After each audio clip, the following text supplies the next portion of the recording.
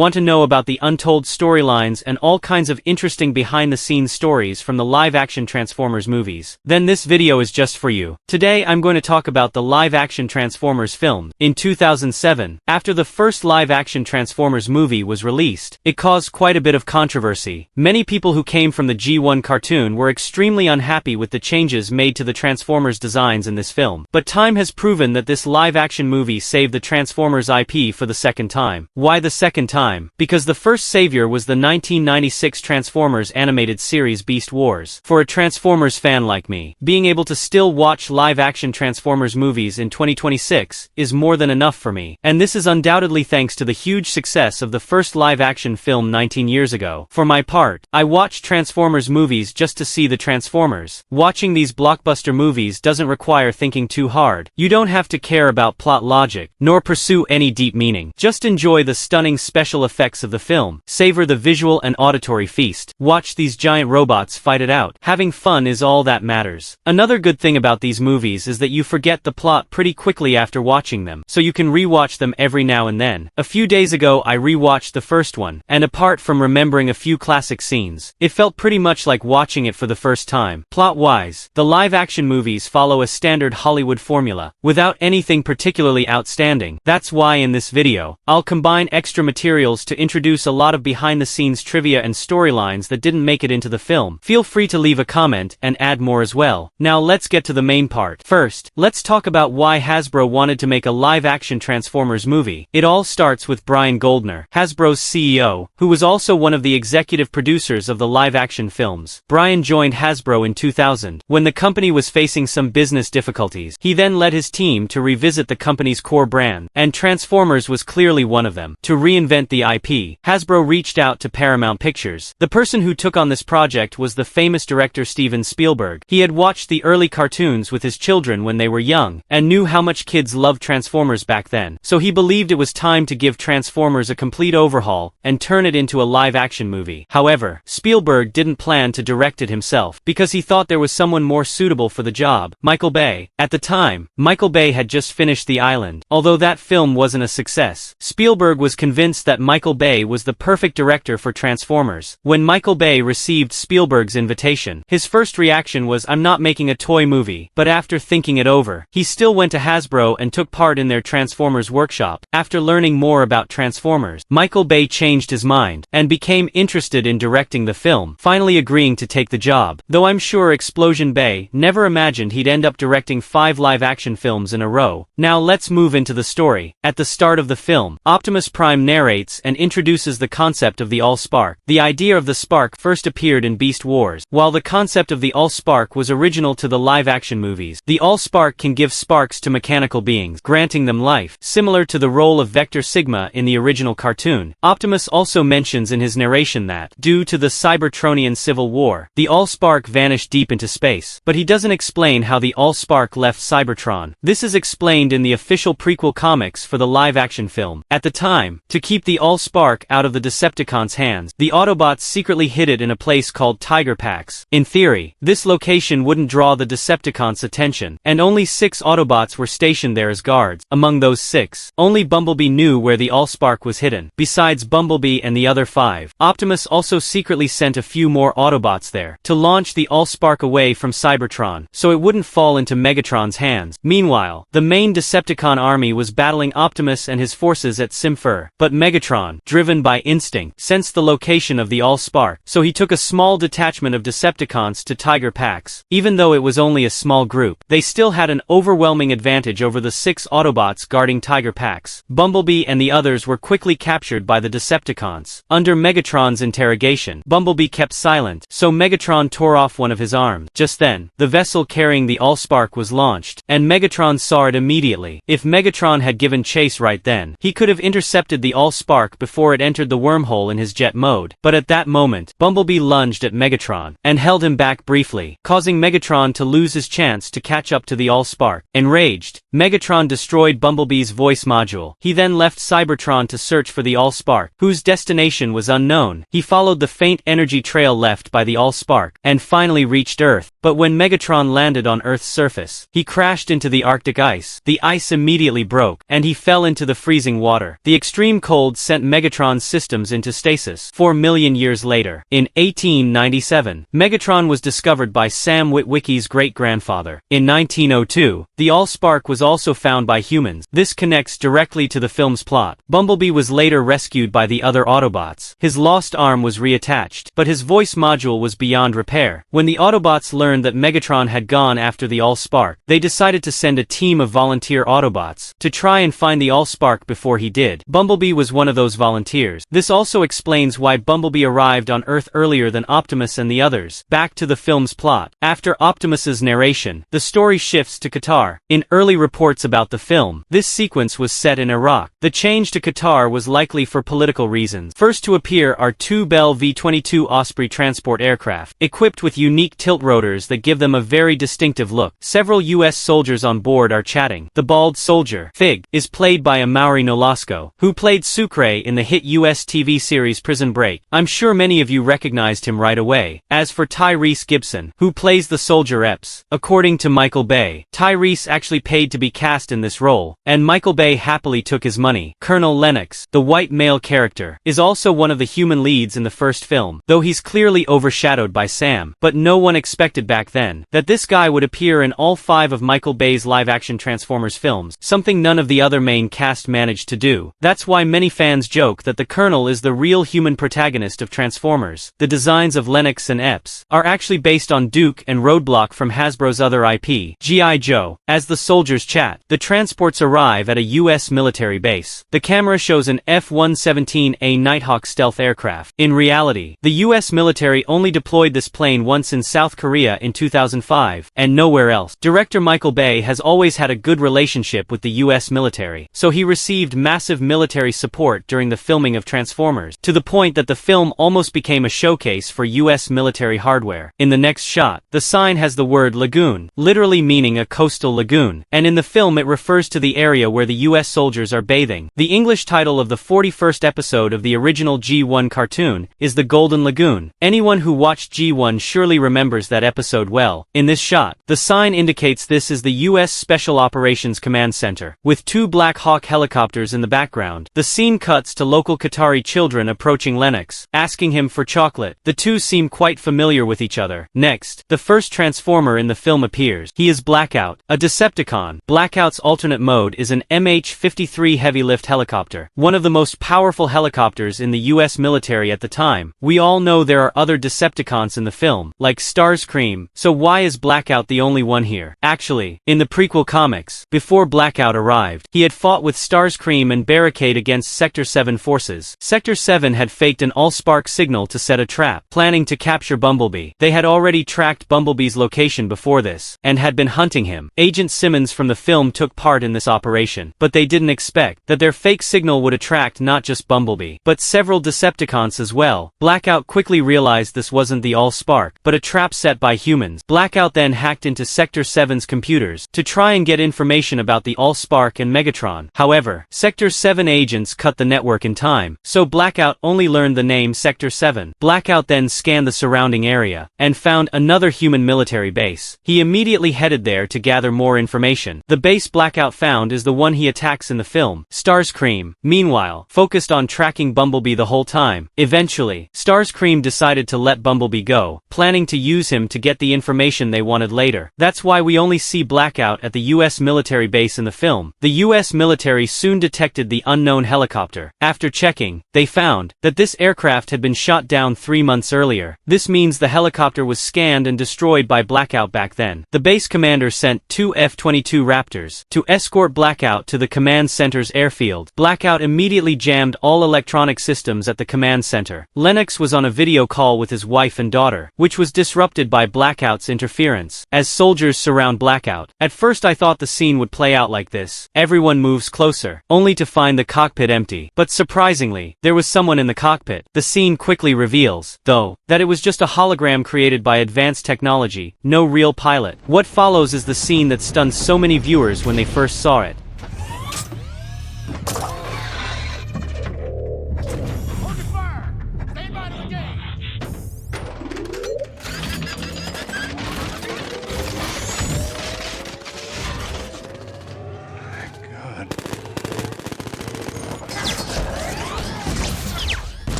Right before Blackout begins transforming, we hear the familiar transformation sound effect from the original G1 cartoon. I'm sure it brought a smile to many fans' faces at the time. Looking back now, the film never shows Blackout's full transformation sequence. The camera cuts away halfway through. This was likely due to budget constraints at the time. Alright, that's it for today. I'm sure some of you are saying I'm taking too slow, only getting through the opening after all this talk. Like I said earlier, this series isn't focused on recapping the plot, so I'm taking my time with it. See you in the next video.